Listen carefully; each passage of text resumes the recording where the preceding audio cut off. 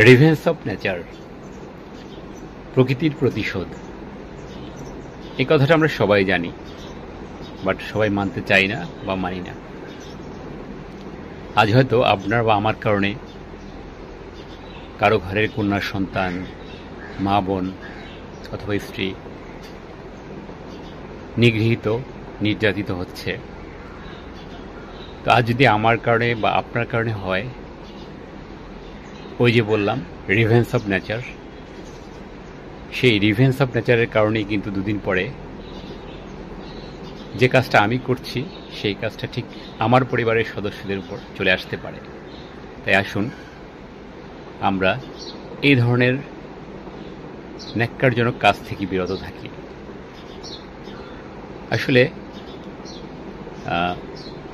আমাদের সবারই কম বেশি প্রত্যেকের ফ্যামিলিতেই সন্তান, বোন যারা আছে স্কুল কলেজ ইউনিভার্সিটিতে যায়, অথবা যারা জব করে, কারো মা হতে পারে, কারো বোন হতে পারে, কারো স্ত্রী হতে পারে, কারো সন্তান হতে পারে, কন্যা সন্তান, জবের খাতিরে বা ব্যবসার খাতিরে বাইরে যেতে হয়।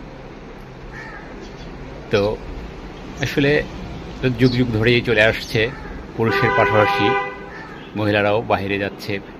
সংসারের প্রয়োজনই হোক, যে কোনো প্রয়োজনই হোক, তাকে জব বা ব্যবসার খাতিরে বাইরে যেতে হয় এবং নানা ধরনের উস্কানিমূলক কথাবার্তা, নির্যাতন, নিপীড়ন, বিভিন্ন ধরনের হয়রানির শিকার হয়ে আসছে। তবে হ্যাঁ, এর প্রতিকার চেষ্টা করা হচ্ছে, যারা এগুলো করছে তাদের বিরুদ্ধে অ্যাকশনেও যাওয়া হচ্ছে, তারপরও থামছে না। বাট আমরা চেষ্টা করব, আমি, আপনি, আমরা যদি 1 থেকে 5 জন, 5 জন থেকে 50 জন সবাই এটার ব্যাপারে প্রতিরোধ গড়ে তুলি, তাহলে এই সমস্যাটা কমে যাবে।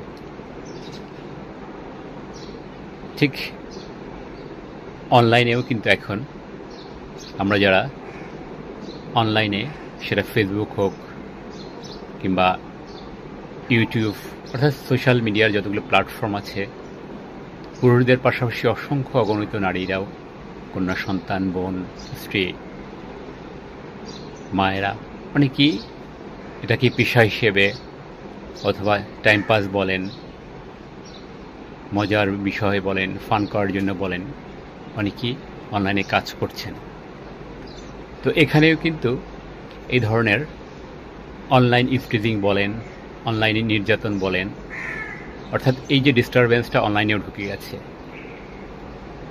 তো আসুন আমরা অনলাইনেও ফিমেলদেরকে, অর্থাৎ আমাদের মা বোন, কন্যা সন্তান, অন্যের স্ত্রী, প্রত্যেককে আমরা রেসপেক্ট করি, অযাচিতভাবে কাউকে ডিস্টার্ব না করি, কারো মেসেঞ্জারে নক না দেই, কারো মেসেঞ্জারে কল না দেই।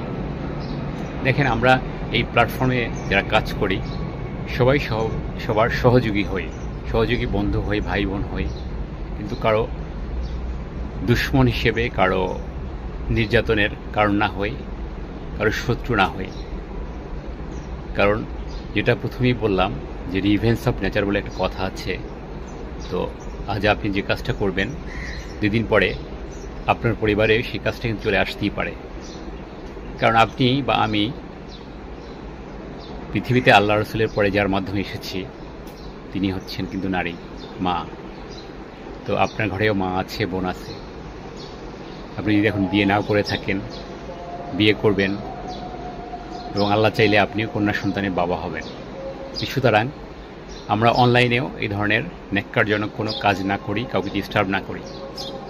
তাই আসুন সবাই ভালোভাবে জীবনটাকে উপভোগ করি এবং অন্যের বিরক্তের কারণ হয়ে না দাঁড়াই, অন্যকে কোনো ধরনের নির্যাতন না করি, সে মানসিক হোক, শারীরিক হোক, সে অফলাইন হোক কিংবা অনলাইন হোক। সবাই ভালো থাকবেন, পাশে থাকবেন, সবাইকে আমরা সহযোগিতা করব। আসসালামু আলাইকুম।